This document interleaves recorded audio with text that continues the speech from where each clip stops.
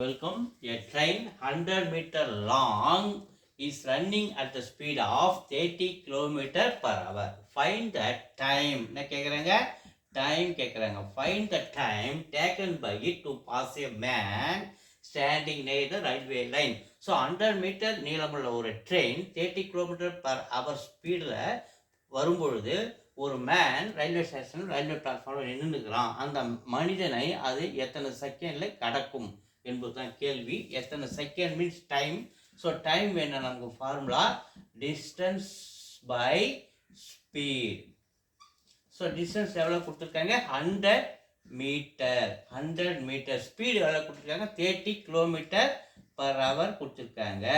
So 30 kilometre per hour. நமக்கு என்ன தேவை? இங்கே டிஸ்டன்ஸ் மீட்டரில் கொடுத்துருக்காங்க இல்லையா? அப்போ இந்த 30 கிலோமீட்டர் பர் ஹவரில் மீட்டர் பை செகண்டாக மாற்றணும்னா 5/18 மல்டிப்ளை பண்ணணும்.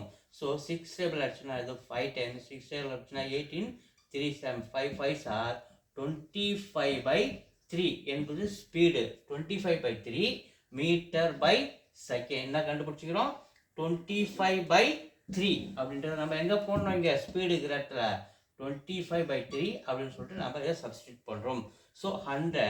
ஸோ இது தலைகீழ மாறும்போது 3/25 அப்படின்னு மாறும். 25 டேபிள் அடிச்சா 1 டைம் 25 டேபிள் 100 அடிச்சா 4 டைம்ஸ் 4 × 3 12. அப்போ 12 செகண்டில் டைம் நமக்கு கிடைக்கிது. 12 செகண்டில் அந்த மனிதனை அந்த ட்ரெயின் 100 மீட்டர் நீளமுள்ள அந்த ட்ரெயின் கடக்கும். 12 செகண்ட்ஸ் இஸ் ஆன்சர். தேங்க்யூ.